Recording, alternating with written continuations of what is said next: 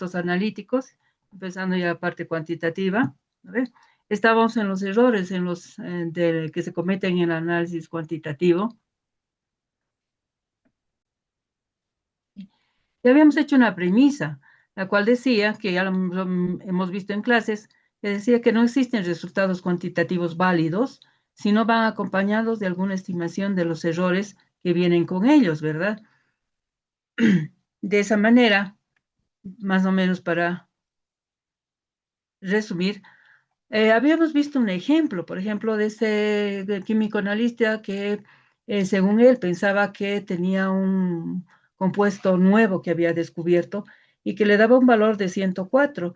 Sin embargo, eh, había visto en la literatura que ese valor, hasta el momento, no se encontraba dentro de la literatura, ¿verdad? Y estaba seguro de que había descubierto esa sustancia, pero ¿y por qué lo hacía aquello?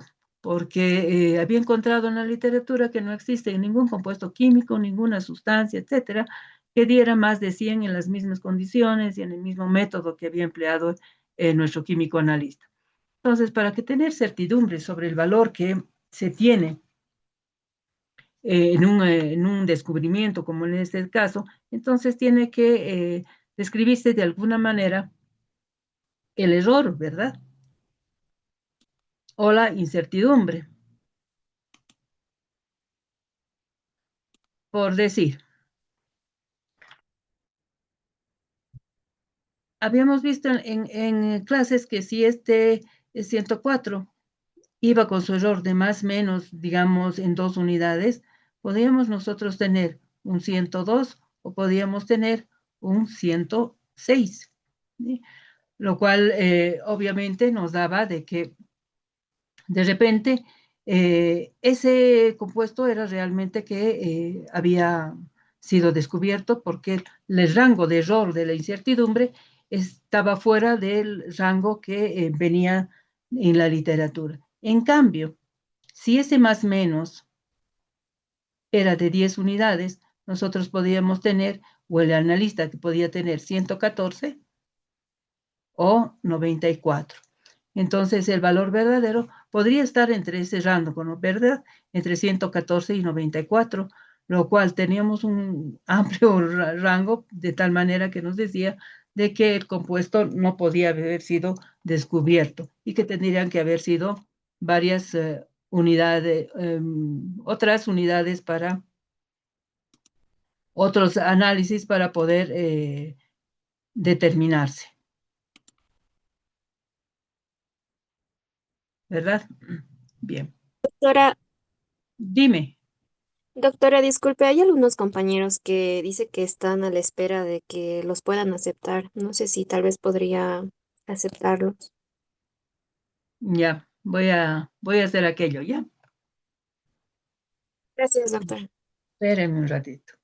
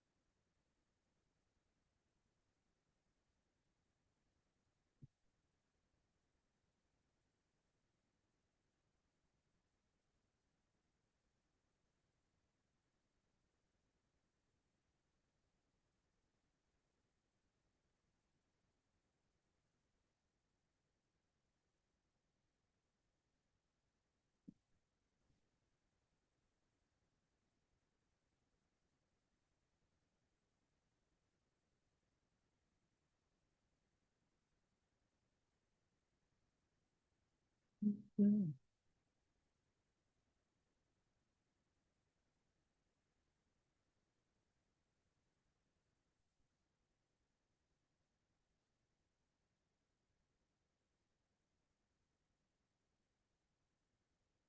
Perdón, ¿ya han entrado los chicos?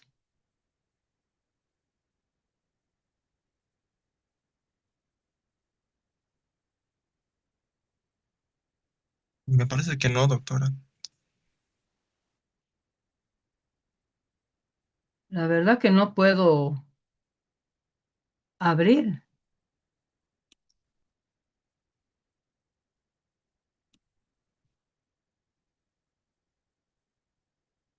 Mm, mm, mm.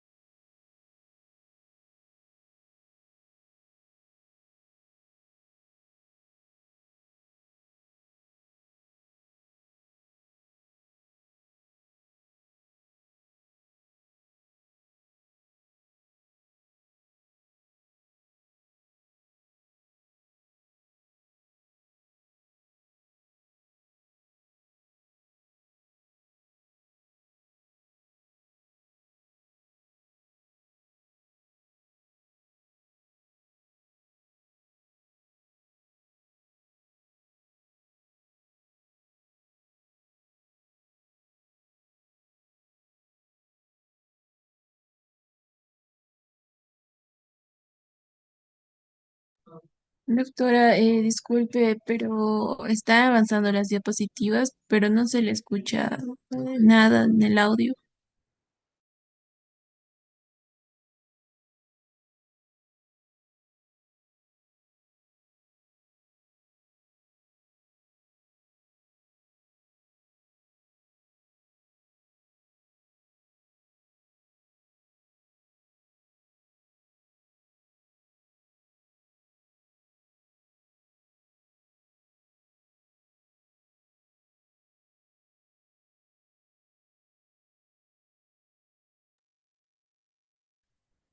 Bien, chicos, no puedo aceptarlos a los demás, no me da, ni modo.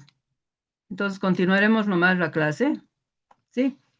Y de todas maneras, como está siendo grabada la clase, les voy a pasar la grabación. ¿De acuerdo? Sí, doctora, gracias. Gracias por contestar, gracias. Bien. Volviendo obviamente a lo nuestro, habíamos visto de que el químico analista teniendo eh, o añadiendo obviamente el grado de discrepancia que se tiene a su valor, entonces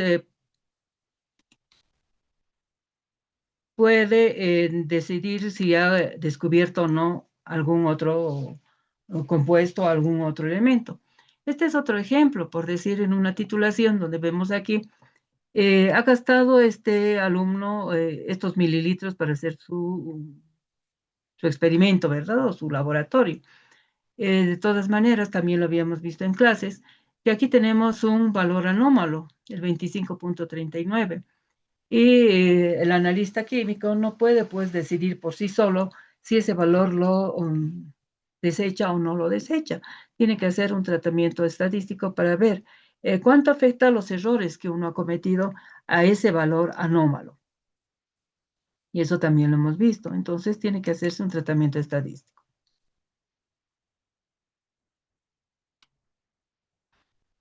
Bien. En los tipos de errores que también hemos visto, Tenemos los errores crasos, los errores aleatorios y los errores sistemáticos para repasar lo que ya hemos visto en clases.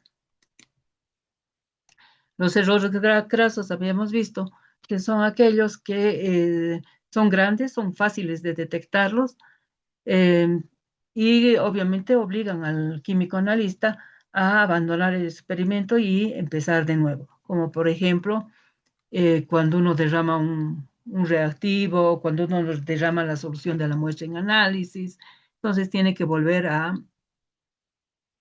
realizar el análisis.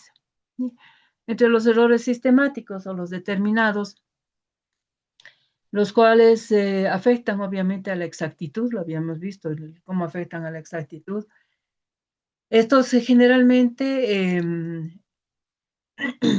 provocan resultados en un mismo sentido, o sea, o bien son altos o bien son bajos, pero eso no quiere decir que solamente tengamos esa posición de los errores, ¿sí? Pero van afectando a la exactitud, que vendría a ser una relación que existe entre el valor que hemos sacado o la cercanía que existe entre el valor que hemos sacado al valor más probable o verdadero. Para nuestro caso habíamos visto que se refiere al valor más probable.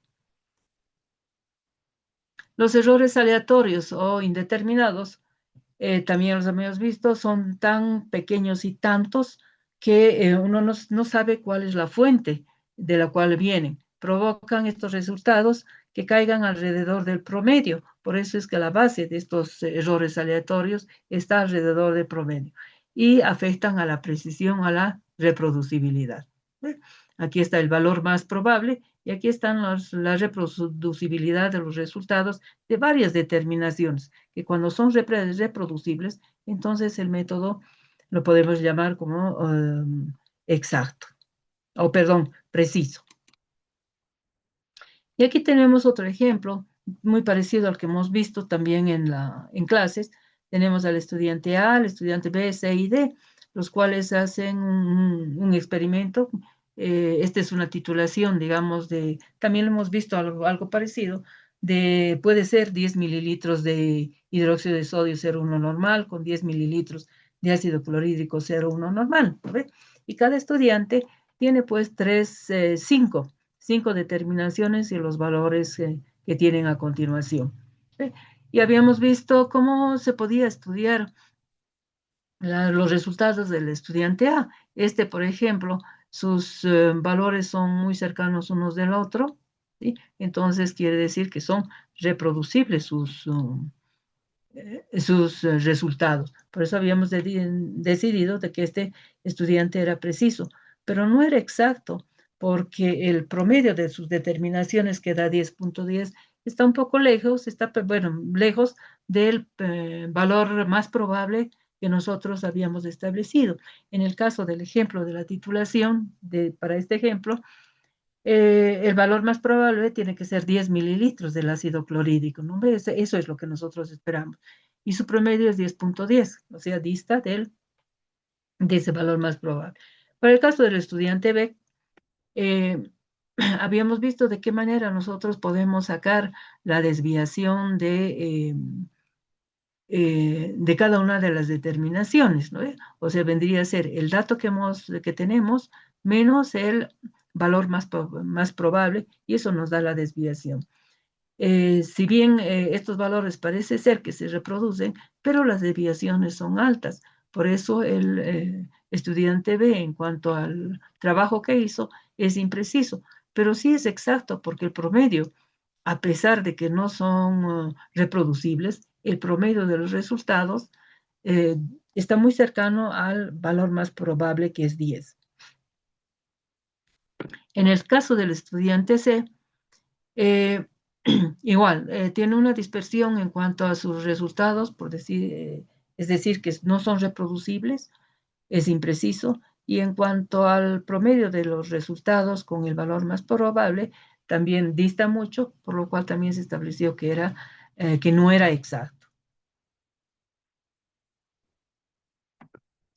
En cuanto al estudiante D, Fíjense, tampoco así a simple vista podríamos decir de que fuera un estudiante preciso, ¿sí? O sea, a, a simple vista podríamos decir que es impreciso, pero sin embargo, en clases también lo vimos, de que si hacemos nosotros la desviación de cada uno de los valores o los resultados de sus determinaciones con el valor más probable, entonces podemos decir que esa desviación era bastante pequeña, por lo que habíamos nosotros decidido de que por esas desviaciones tan chiquititas que este estudiante de, entonces era un estudiante preciso porque se reproducía sus resultados en las diferentes determinaciones. Y era también exacto porque el promedio de sus determinaciones, 10.01, estaba muy cerca del valor más probable. En este caso, si nosotros hacemos lo que teníamos que hacer ahora en clases, ese juego que les había dicho, tiro al blanco, podemos hacer los tiros al blanco en 4 determinaciones, o sea, en 4 tiros de cada uno de los estudiantes, ¿no? En este caso, por ejemplo, es inexacto porque los valores que sacó estaban fuera del blanco, ¿no? Pero es reproducible. No, pero no es reproducible tampoco, no es reproducible porque están, fíjense, están distantes uno de los otros. Entonces, es un estudiante, digamos, o un jugador que es inexacto, es impreciso.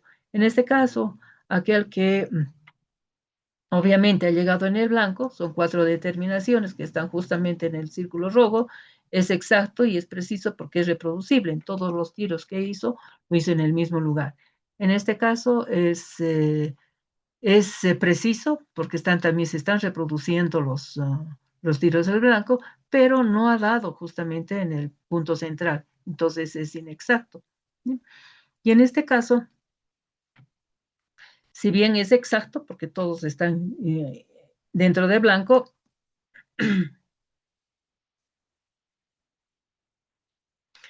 todos están dentro de blanco o en la superficie. Si hacemos nosotros un promedio, obviamente va a estar cerca del valor más probable que vendría a ser el centro, ¿verdad? Pero no es preciso, porque sus valores no son reproducibles, están muy dispersos.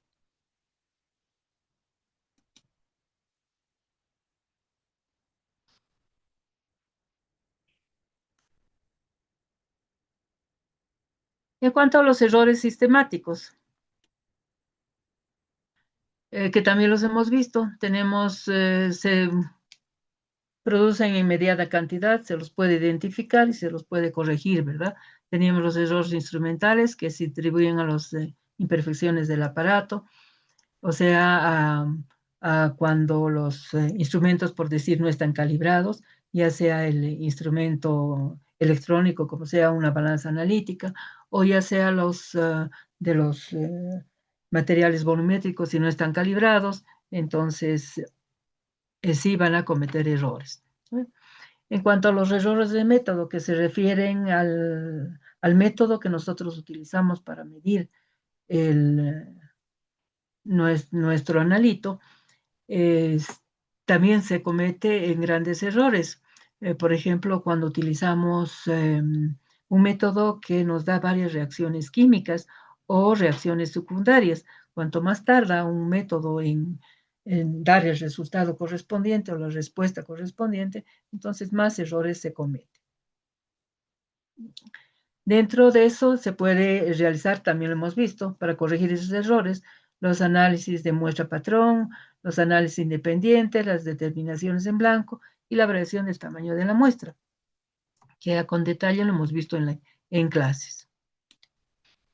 Los errores personales que resultan de las limitaciones físicas o psicológicas del analista, que también habíamos visto nosotros, inclusive habíamos visto la parte de cómo pueden predisponer el resultado para tener mayor credibilidad, ¿verdad? Los errores aleatorios. Bueno, los errores aleatorios son tan chiquititos que no se desconocen que se desconoce la fuente, no tienen un único origen, proceden de la acumulación de incertidumbres individuales y de la única manera que se puede establecer y conocer es a través de la curva de Gauss o la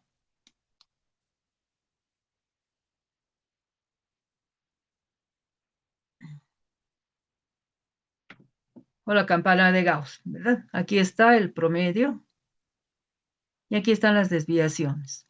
¿Sí? Nosotros habíamos visto con el porcentaje que nos da, por ejemplo, un porcentaje, este porcentaje de aquí nos da un 68% de probabilidad, y si eso le sumamos los otros dos porcentajes, vamos a tener cerca del 99. Y en esto habíamos quedado nosotros, ¿no? En la exactitud, que vendría a ser el grado de aproximación de un resultado o de la media aritmética de un conjunto de resultados al valor más probable. ¿No? Esta es la fórmula que nos permite a nosotros calcular el error, ¿no? Vendría a ser el valor medido menos el valor real o más probable que nosotros queramos, ¿no? Valor real y más el valor medido. Creo que hemos hecho también ya un ejemplo. Aquí tenemos los errores, el error absoluto que nos está midiendo la exactitud, y el que es más entendible vendría a ser el error relativo, que vendría a ser el error absoluto sobre el valor más probable por 100.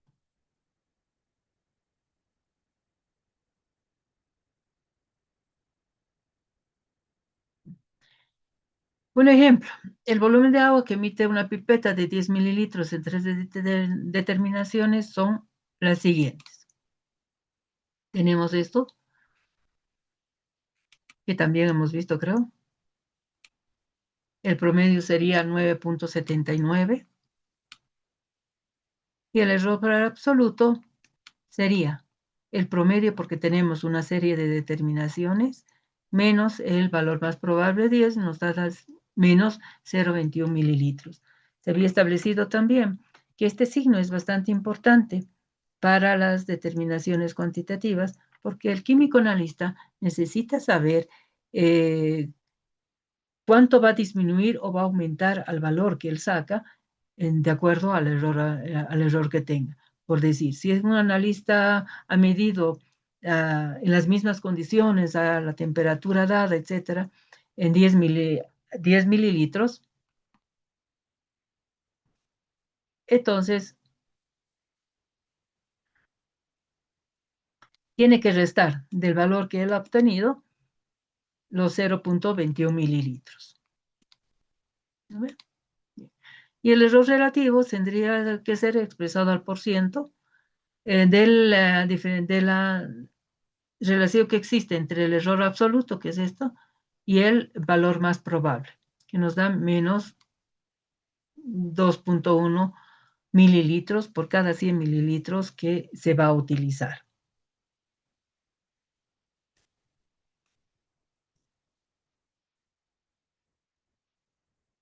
En cuanto a la precisión, el término de precisión se utiliza para describir la frecuencia con que los resultados se repiten en diversos análisis en las mismas condiciones. Entonces, las medidas de dispersión, tenemos las de dispersión absoluta, que ustedes ya han visto con el doctor Cristian, que vendría a ser el rango recorrido, la desviación media, la desviación estándar o típica y la varianza. ¿Eh? Y las medidas de dispersión relativa vendría a ser el coeficiente de variación, que aquí tenemos el coeficiente de variación, que es una de las medidas que más utilizamos dentro del campo farmacéutico, el coeficiente de variación, y nosotros también lo vamos a utilizar, el coeficiente de variación, que estaría dado por la desviación estándar sobre el promedio, por el promedio y por 100.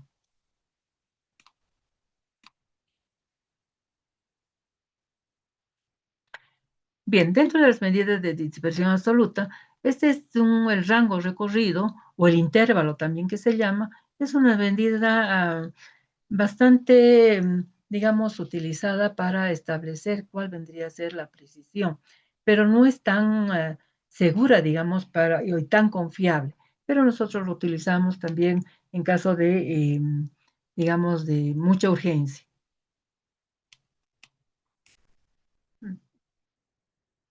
Aquí tenemos la distancia que tenemos entre el valor más grande menos el valor más pequeño, ¿no ves? Aquí solo, como dice aquí, dentro de sus características, solamente nos va a suministrar la información de los extremos. Entonces, entre el valor máximo y el valor mínimo. La desviación media. Bien, la desviación media, aquí la tienen ustedes, es la sumatoria que existe entre el valor absoluto del valor dado menos el promedio, ¿sí? Entre el número de determinaciones que se ha establecido. ¿No ve? Si hacemos 5 determinaciones, va a ser entre 5 determinaciones. También, esto es también válido para averiguar la precisión de nuestra serie de determinaciones, especialmente cuando esas determinaciones son menores que 10 determinaciones. Desviación estándar, aquí tienen ustedes la desviación estándar poblacional, que vendría a ser esta, entre el número obviamente, de la población que han utilizado. Pero nosotros no utilizamos esta, sino utilizamos la desviación estándar muestreal, que vendría a ser, en vez de este n, vendría a ser n-1. ¿Ven? Porque obviamente el número de determinaciones que vamos a hacer son pequeñas. Y nuestra fórmula tendría que ser esta, la que nosotros utilizamos. Que eso también ya han visto ustedes, además los tienen en la calculadora, que es fácil ya de utilizar aquello. Las medidas de dispersión absoluta, que también es utilizada dentro del campo farmacéutico, vendría a ser la varianza, ¿sí? Que es la media aritmética del cuadrado de las desviaciones respecto a la media de su distribución estadística. También aquí se utiliza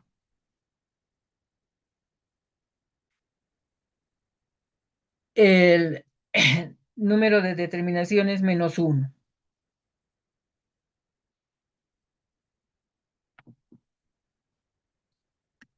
Bien. Tenemos más o menos 3 minutos a que acaba la primera parte estamos dentro del Zoom y solamente nos dan cerca de 40 minutos. De todas maneras, después de los 3 minutos, si se me corta la pantalla, les voy a volver a llamar dentro de entre 9 y 10 minutos más o menos es el descanso que nosotros tenemos. ¿Ya? Y el coeficiente de variación, que es esta la que más utilizamos, y dentro del campo farmacéutico, el valor que se utiliza más o menos es del 2%.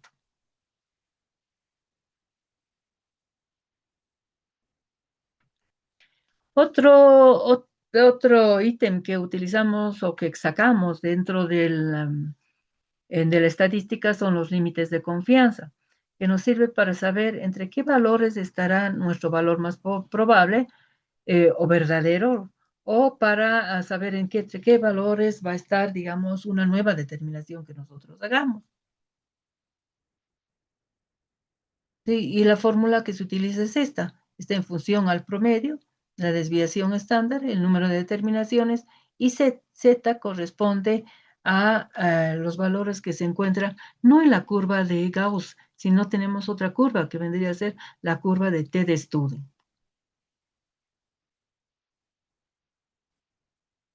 Esta es la curva que tenemos, la tabla de distribución T. Está en función, obviamente, la probabilidad que nosotros queramos manejar.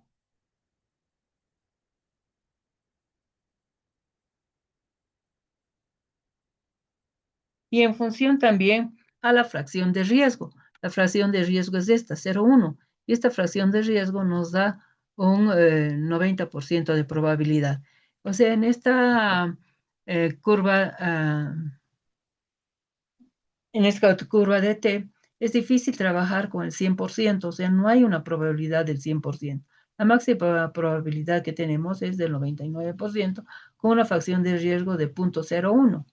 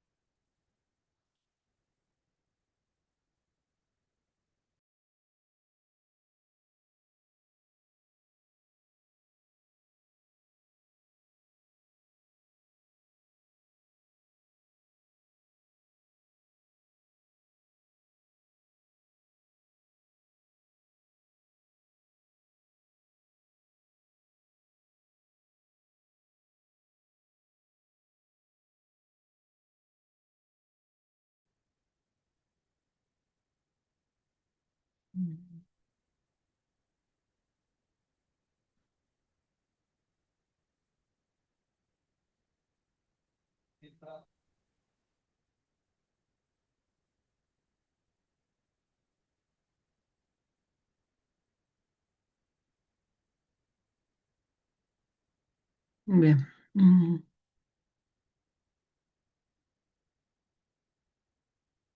Estamos en desviación estándar.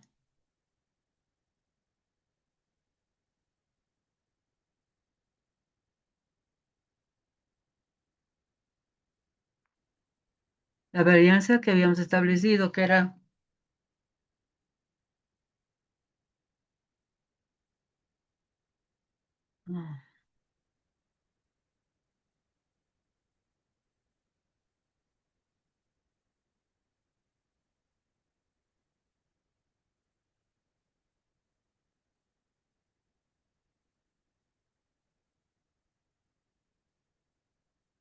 This meeting is being recorded.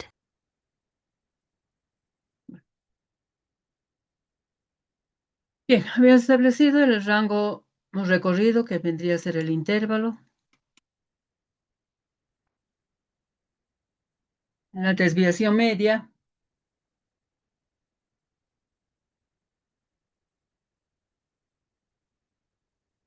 Maneras de expresar la precisión, la desviación estándar que utilizamos nosotros, la desviación estándar muestreal, porque son pocas las determinaciones que hacemos. Generalmente en laboratorio nosotros hacemos 3 determinaciones. La varianza, que es lo que más se utiliza dentro del campo farmacéutico.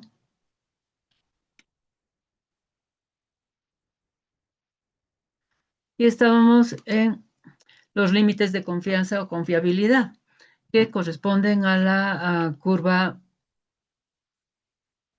de Student. Y la fórmula es esta. Está alrededor del promedio. Aquí tenemos el valor que se encuentra en las tablas de estudio. Se utiliza la desviación estándar y el número de determinaciones.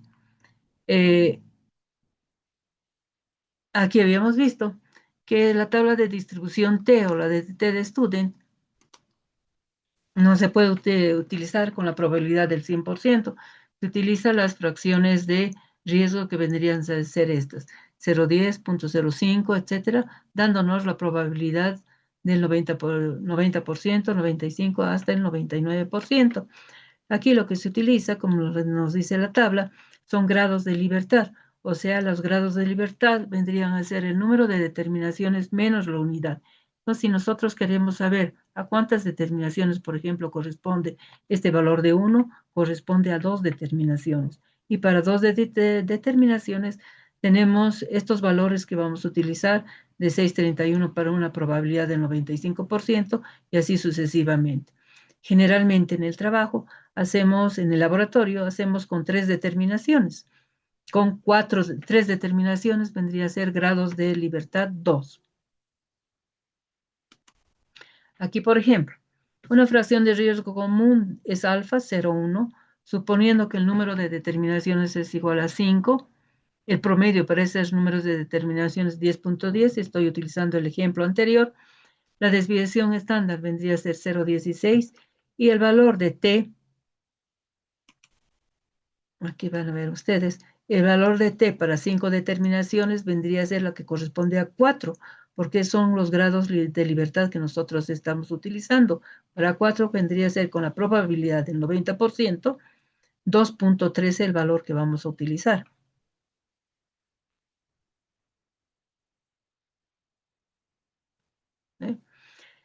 Se obtienen dos valores alrededor del promedio aplicando la fórmula con estos valores.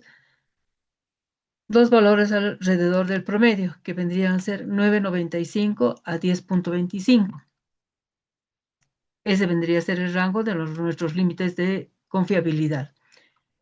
Lo que nosotros tomamos es de que si esta diferencia entre 10.25 y 9.95 llegara a 0.75 o mayor, entonces quiere decir que no está el límite de confianza, no nos está dando la confiabilidad prudente como para decir que los resultados son confiables. Entonces se debe hacer más pruebas. ¿Para qué se utiliza también los límites de confianza? Si se planeara una sexta determinación, en nuestro ejemplo varía entre, ya no el número de determinaciones, ya no van a ser 5, van a ser 6 determinaciones. Entonces T va a ser 4.6. Ahorita vamos a ver en la tabla. Para 6 determinaciones que corresponderían a 5.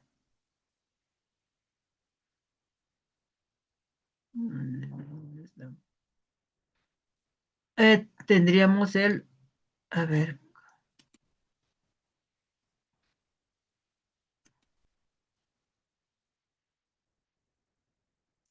4.6, aplicando la fórmula se obtiene otra vez un rango de 9.77 a 10.43.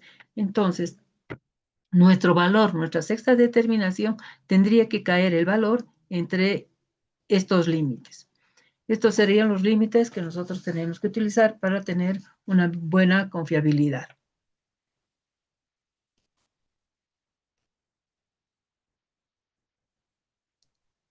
El rechazo de valores, que también los rescatamos de la estadística, que nos permite saber si un valor que es anómalo lo podemos descartar o lo podemos utilizar dentro de nuestro tratamiento estadístico.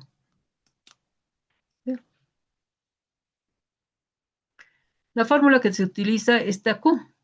La Q que está en función a la probabilidad, la que nosotros utilizamos es la probabilidad del 90%, porque ese es el rango de probabilidad que se hace en términos de enseñanza. ¿Ven? Está en función, esta prueba Q se aplica obviamente a los valores sospechosos. ¿Quiénes son los valores sospechosos? Los valores de una serie de determinaciones, los valores más altos y los valores más bajos. Entonces empezamos obviamente a aplicar la prueba Q, y aquí lo dice, en función a los datos sospechosos. XC vendría a ser el dato que se quiere analizar, pues, se empieza siempre por el valor más bajo. El XB vendría a ser el dato más cercano al que se quiere rechazar. Y W vendría a ser el rango o el intervalo. Aquí seleccionamos el nivel de confianza. Nosotros trabajamos generalmente con 90%. Y se lee el valor Q o el valor crítico en la tabla. Por ejemplo, esta es la tabla de lo Q.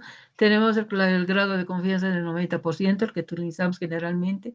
95% es el grado de confianza que utiliza la industria farmacéutica y el 99% que generalmente se utiliza en una investigación. Si Q crítico, o sea, si el valor Q, el que nosotros sacamos en la práctica, es mayor que el Q crítico se refiere al Q que se encuentra en tablas, entonces se debe rechazar el dato. Si Q crítico es menor que el Q experimental es menor que el Q crítico, que el que tenemos en tablas, entonces se conserva el dato. Inclusive, si Q experimental y el Q crítico son iguales, ¿sí?, se debería conservar el dato. Por ejemplo, Al realizar un análisis por triplicado se obtuvieron los siguientes datos: 60-23, 60-30 y 61.3. El valor anómalo vendría a ser 61.33. Entonces, lo primero que tenemos nosotros que hacer en una serie de datos para saber cuáles son los valores anómalos es ordenar en forma creciente aquellos valores, ¿no? Ya están ordenados aquí. ¿Cuáles son los sospechosos? El valor más bajo y el valor más alto. Esos son los sospechosos. Entonces, aplicamos la prueba Q. Primero al valor más bajo y después al valor más alto. El valor más bajo, 60.30, menos 60.23, menos su vecino, es decir, el más próximo. Para evitar poner primero el próximo y después el valor sospechoso, lo que nosotros hacemos es generalmente sacar un valor absoluto. O sea, ya la posición ya no interesa. Menos el rango que vendría a ser 61.33 menos el 60.23. El valor ha dado 0.06, que es menor a 0.94, y entonces se tiene que aceptar. ¿De dónde sale este 0.94? A ver, vamos a ver la tabla.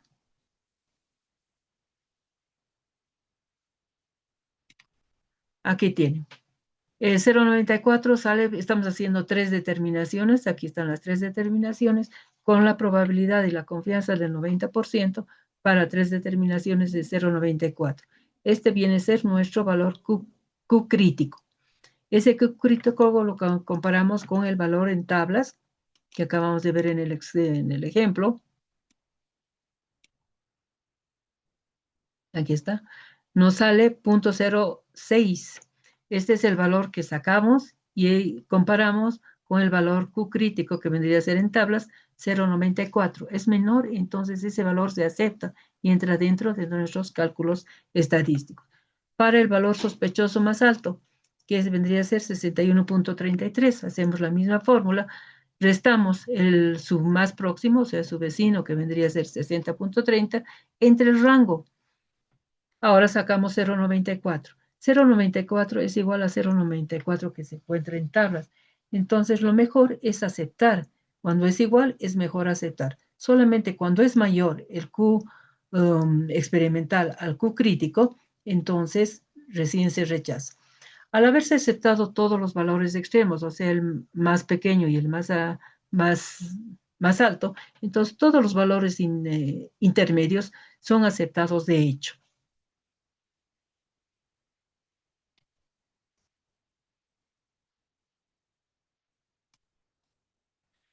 Bien, esa es la parte, digamos, que nosotros, hasta ahí es lo que nosotros utilizamos en química analítica, rescatamos.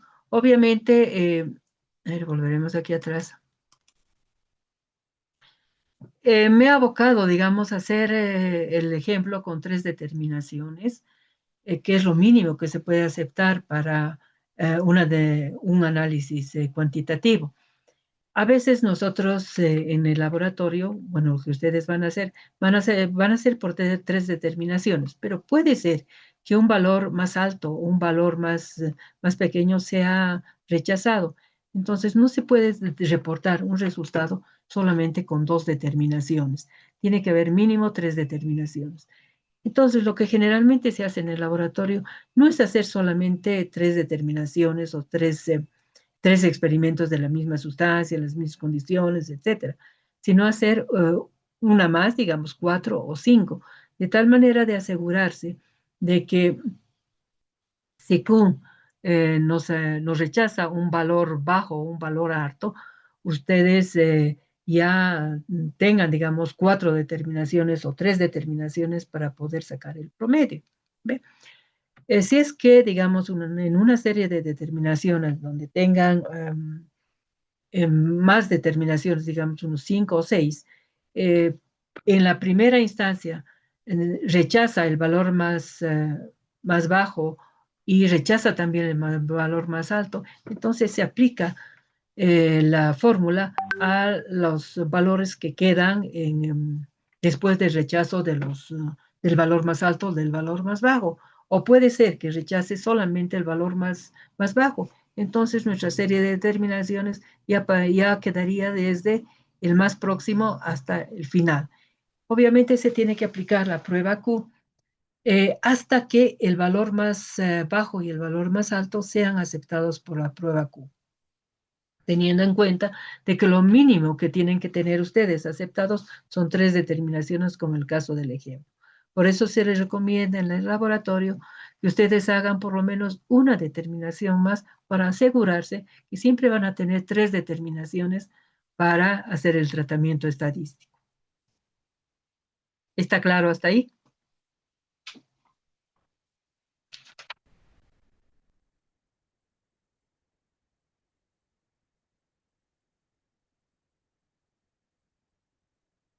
¿Sí?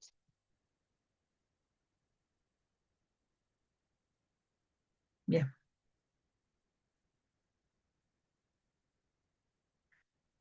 Bien, todo esto que hemos visto se utiliza para la validación de métodos analíticos.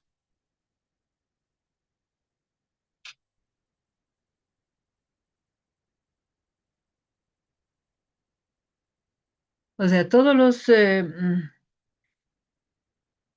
bien, en general, tenemos que en los laboratorios del sector químico se ven obligados a desarrollar procedimientos de ensayo internos para una determinada aplicación. En este caso, digamos, la validación de un método analítico es necesario ya que, por una parte, permite un conocimiento de las características del funcionamiento del método y otro proporciona un alto grado de confiabilidad y seguridad en los resultados obtenidos. ¿Sí?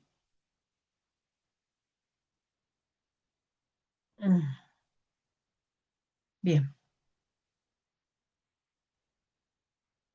¿Cuáles son los... tienen varias atribuciones la validación de los métodos analíticos. Lo primero que tenemos, a ver, antes que esto,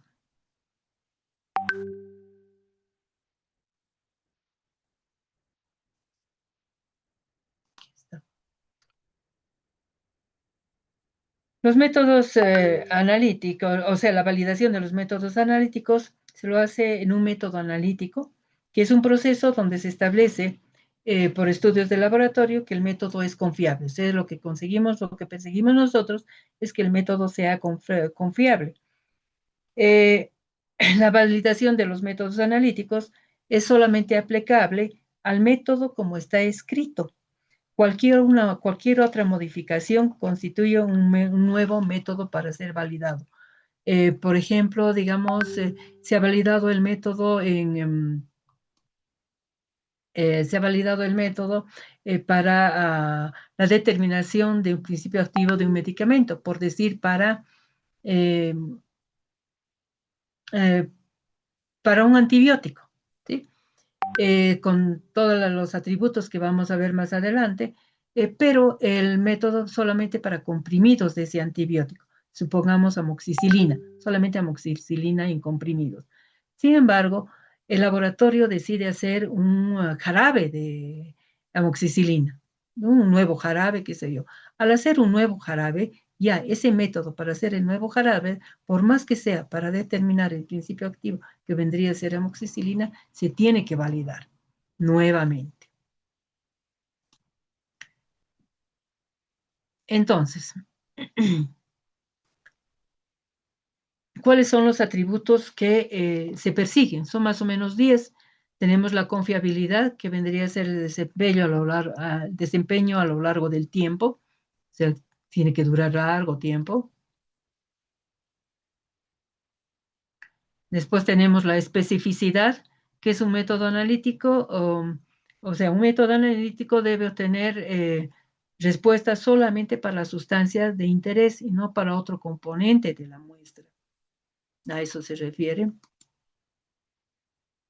La detectabilidad o límite de detección de un analítico se refiere a que la menor magnitud que puede examinarse de un analito en una muestra que puede ser detectada, pero no necesariamente identificada con un valor exacto, pero sí que tiene que ser detectada.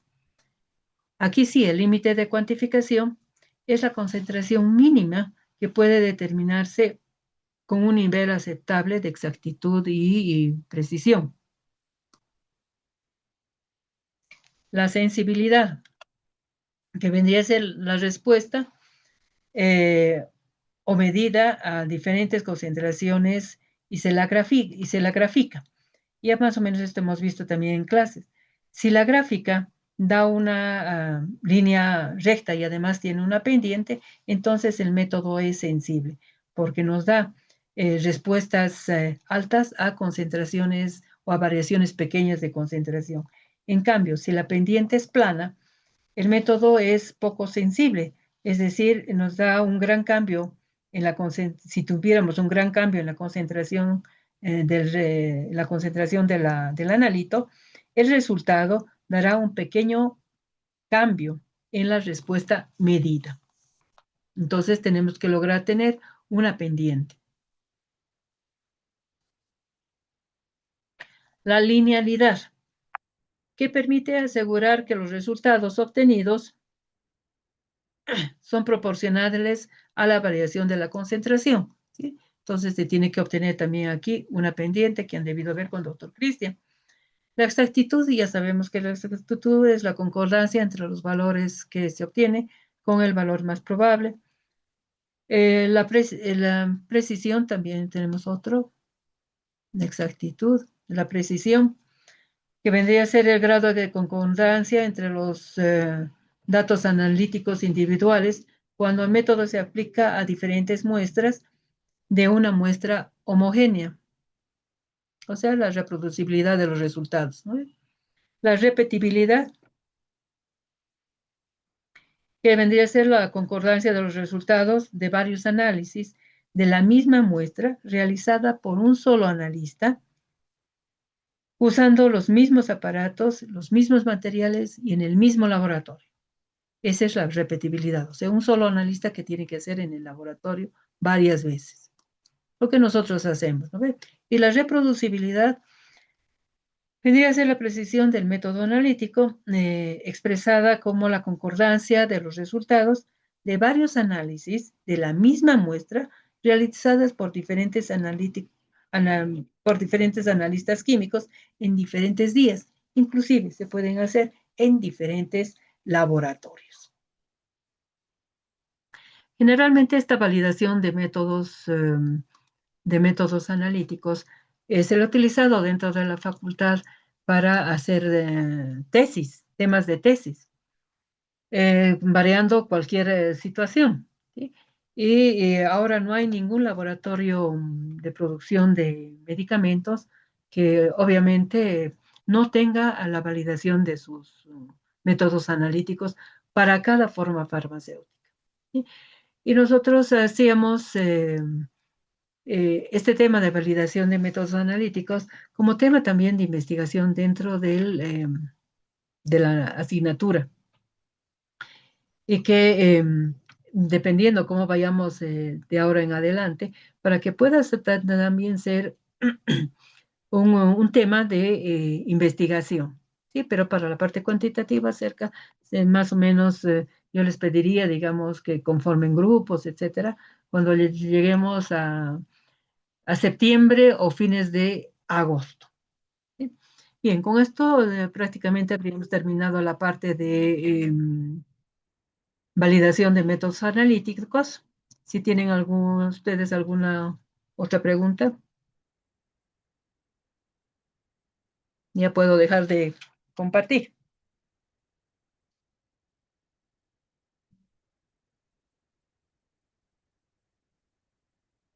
Bueno, de todas maneras ya vamos a hacer algunos ejemplos después.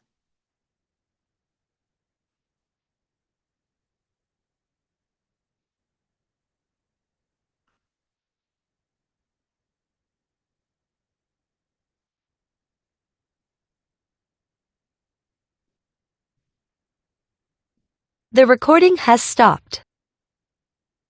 Bien. Bueno, chicos, aquí terminó la clase, entonces ya nos podríamos ver el próximo jueves, ojalá que sea presencial. La verdad que es más práctico ser presencial porque ahí uno puede ya interrelacionarse y hacer preguntas ustedes mismos, darles casos, etcétera. En virtual es un poco difícil. Como que una vez que se han aceptado y hemos empezado la clase, ya ustedes han empezado a migrar a otro lado, ¿no? Ya esas cosas ya no puedo, digamos, controlar ni ver. Bien, chicos. Entonces nos vemos el próximo jueves. Cualquier cosa nos vamos a ir comunicando y viendo siempre eh, las circulares que nos van mandando para ver cuándo nos reincorporamos, especialmente al laboratorio. Listo, que tengan buena tarde, chicos. Chao. Hasta luego, doctora. Hasta luego. Que les vaya bien. Cuídense mucho.